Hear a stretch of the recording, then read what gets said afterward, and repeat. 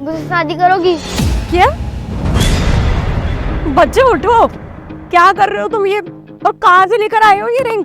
मैं मजाक नहीं कर रहा, रियल कह रहा हूँ। मुझसे शादी करोगी? रियल कह रहे हो? अरे मुझे पता है तुम ना कोई शरारती बच्चे हो जो कि आगे ना मेरे साथ कोई मजाक कर रहे हो। तुम्हारे साथ में कोई बड़ा नहीं है। नहीं, मुझसे शादी करोगी? मैं तुमसे शादी कैसे कर सकती हूँ? तुम तो अभी इतने से हो। आप मुझसे थोड़ी सी तो बड़ी हो। आप मुझे पसंद आ गए, आप मुझसे शादी करोगे कि नहीं? देखो बच्चे, बहुत हो गया मजाक, ये सब और नहीं चलेगा। मैं तुमसे शादी कैसे कर सकती हूँ? इससे नहीं और मुझसे तो कर ही सकती हो ना। आप कौन? आप, बात ऐसी है कि ये रिंग ना मैंने ही भेजी है क्योंकि मुझे ना बहुत ज़्यादा पसंद आ गई हो।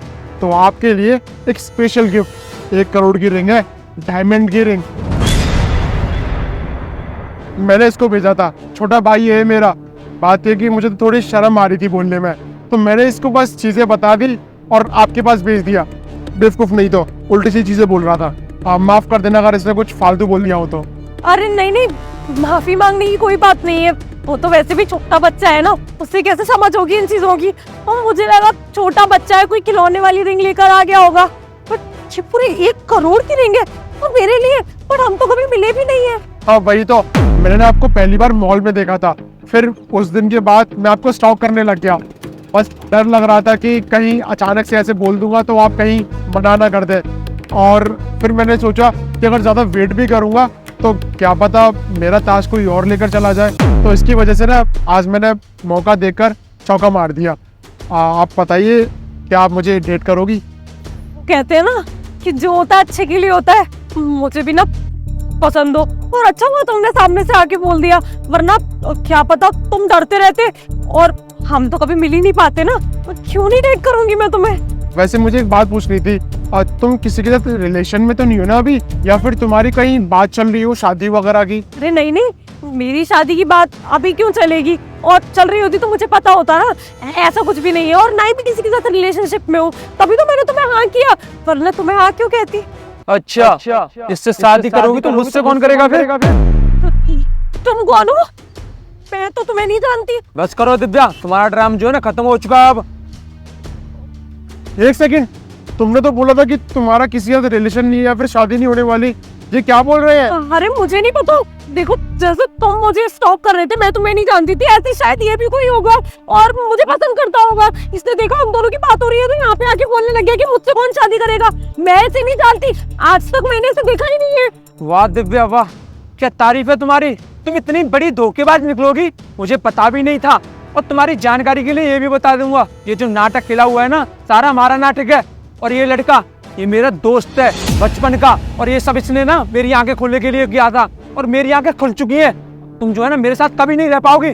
तुम सब लोगों ने मिलके मेरे साथ में ये सब कुछ प्लान करके किया। हाँ, हम लोगों ने ना एक प्लान किया था ताकि तुम्हारी सच्चाई मेरे दोस्त के सामने आ सके, और इसकी वजह से मैं भैया के पास गया था उनसे बात करने के लिए। हाँ भैया नमस्ते। नमस्ते। तुम तो मार्टिन का दोस्त हो ना? हाँ भैया, मुझे ना आपको कुछ बताना था। कहो। बात ऐसी है कि मार्टिन की शादी जिससे होने वाली है ना, वो अच्छी लड़की नहीं है, वो गोल्ड डिगर गर्ल है।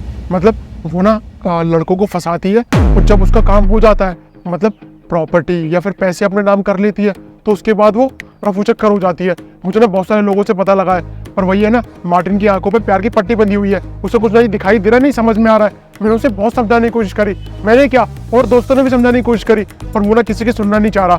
और वो मेरा खास दोस्त है, और मैं बिल्कुल भी नहीं चाहता कि मार्टिन की जिंदगी बर्बाद हो। और आप ये जो उसे समझा सकते हो। शक तो मुझे भी है उस लड़की पर, उसकी हरकतें भी ऐसी है, वो लगती नहीं है कि अच्छे खानदान की होगी। लेकिन क्या करूं, मार्टिन को कैसे समझाऊं, वो तो अंधा हो चुका है उसके प्यार में। मुझे पता थी कि शायद वो आपकी भी बात नहीं सुनेगा, तो इसके लिए ना मैंने एक बहुत अच्छा प्लान बनाया है। आपको मेरी बस छोटी सी मदद करनी होगी। मार्टिन ना अपनी आंखों से सब कुछ देख पाएगा कि वो लड़की है कैसी। प्लान कुछ ऐसा है,